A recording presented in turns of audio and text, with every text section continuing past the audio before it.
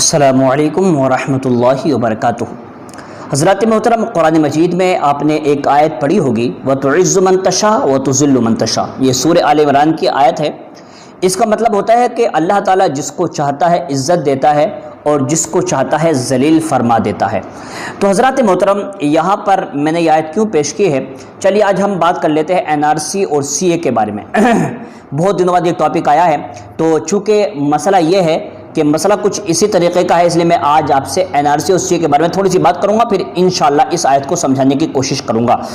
देखिए, मामला ये है कि इस वक्त चीन और हमारे भारत के अंदर लगातार झड़पें हो रही हैं और बहुत सारे सिपाहियों के मारे जाने की खबर भी मिल रही है और ये तनाज़ा लगातार बढ़ता चला जा रहा है। लेकिन आपको ये समझना होगा कि आखिर ये झगड़ा, ये तनाज़ा ये है क्यों, इसकी वजह क्या है, रीज़न क्या है, आपस में क्यों लड़ रहे हैं, किस लिए लड़ रहे हैं। जब आप इसकी सर्च करेंगे, आप जाकर देखेंगे तो आपको पता चलेगा कि जो चाइना है, चाइना ने एक वादी है, एक जगह है जिसका नाम है गलवान, उसको कहा है कि यह हमारी है और भारत ये कहता चला आ रहा है कि यह हमारी है। इसी को लेकर के लड़ाई झगड़ा हो रहा है। आखिर में मामला ये है कि देखिए कि जो गलवान एक घाटी है, एक जगह है, उसको लेकर के दोनों में आपस में काफ़ी गहमा गहमी चल रही है और अब तक काफ़ी झड़पें भी हो चुकी हैं। लेकिन मैं आपको बता दूं, जब एनआरसी और सीए हो रहा था तो हर एक मुसलमान से ये कहा जा रहा था कि आपको पहले अपने दस्तावेज दिखाने होंगे, उसके बाद ही आपको यहाँ रहने का हक होगा, और अगर आप नहीं दे पाते हैं तो फिर आपको क्या होगा, यहाँ से निकाल करके आपको किसी ऐसी जगह पर रख दिया जाएगा जहाँ पर तुम्हारे लिए कोई सुकून नहीं होगा। बहरहाल ये है कि देश से निकालने की तैयारियां चल रही थी, लेकिन उसके बाद अल्लाह तबारक व तआला ने पूरे दुनिया के माहौल को तब्दील कर दिया।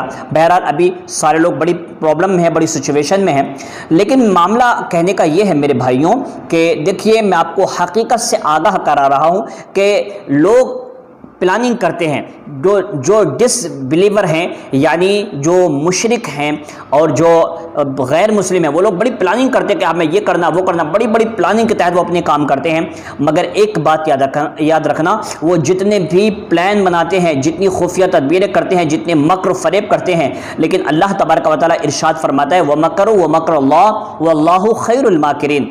यानी उन लोगों ने क्या किया, मक्र किया, लेकिन अल्लाह तबारक व तआला ने खुफिया तदबीर फरमाई और अल्लाह ताला खुफिया तदबीर फरमाने वालों में सबसे बेहतर है। तो इन लोगों ने बड़ी हमारे लिए जाल बिछाए, बड़ी साजिशें की, लेकिन आखिर ये हुआ, हमसे कागज़ मांगे गए। लेकिन आज जब गलवान घाटी को लेकर के लड़ाई झगड़ा शुरू हुआ तो मामला यहाँ तक पहुँचा कि जो गलवान घाटी है, आखिर इसकी हकीकत क्या है। जब हकीकत पूछी गई तो पता चला कि ये एक मुसलमान गुलाम रसूल गलवान नाम का एक शख्स था।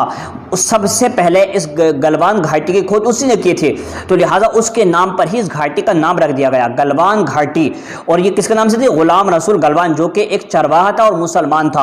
अब देखिए, ये बात तो चाइना भी मानता है कि इसकी खोज गुलाम रसूल गलवान ने ही की थी। ये बात इंडिया भी मानता है कि गुलाम रसूल गलवान ने ही इसकी जो है क्या किया था, तहकीक की थी और उसने ही इसकी खोज किया था। लेकिन अब मामला कहां फंस गया, मामला यहां फंस जाता है आकर के कि चाइना ये कहता है कि अगर गलवान हम मानते उसने ही इसकी तहकीक की थी और खोज की थी, लेकिन अगर वो तुम्हारे देश का था तो फिर हमें पेपर ला के दो। मतलब यह है कि अब हो ये रहा है कि जो पहले जो गवर्नमेंट हमसे तमाम लोगों से मांग रहे थे कि लाओ अपने दस्तावेज लेके आओ, अपने डॉक्यूमेंट्स लेके आओ, आज वो एक मुसलमान के पूरा देश मिल करके क्या कर रहा है, आज एक मुसलमान के डॉक्यूमेंट्स तलाश कर रहा। क्यों? इसलिए कि डॉक्यूमेंट्स मिलेंगे तो गलवान घाटी मिलेगी, और अगर नहीं मिलेंगे तो फिर लड़ाई झगड़ा होगा और जंग भी हो सकती है। तो मेरे भाई देखिए, मैं फिर यही कहूँगा, 137 करोड़ जो यहाँ के रहने वाले नागरिक हैं, मैं कहता हूँ हम सब एक हैं, बतौर नागरिक होने के हम लोग सब एक हैं। हमारा फरीज़ा है कि अगर चाइना से चाहे हमारी फ़ाइट हो, या पाकिस्तान से हो, या बांग्लादेश से हो, या फिर नेपाल से, जिससे भी होगी, इंशाअल्लाह हम कांधे से कांधा मिलाकर लड़ेंगे।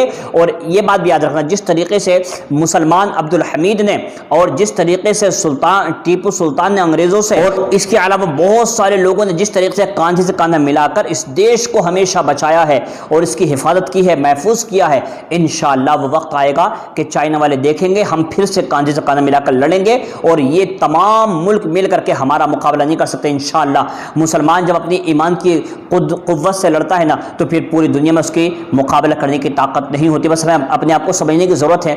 इसलिए मैं कहता हूँ इस देश में भाईचारा बनाओ। और ये जो NRC CA वगैरह था, मेरी गुजारिश है कि अब इसको बिल्कुल ख़त्म कर दिया जाए। हम 137 करोड़ से इंशाल्लाह मिल करके चाइना को धूल चटाएंगे। ये वीडियो आगे पहुंचा दें ताकि अंधभक्तों की आंखें खुल जाएं और जो लोग अंधभक्त हैं उनके अंदर थोड़ा सा दिमाग पैदा हो जाए। अस्सलाम वालेकुम।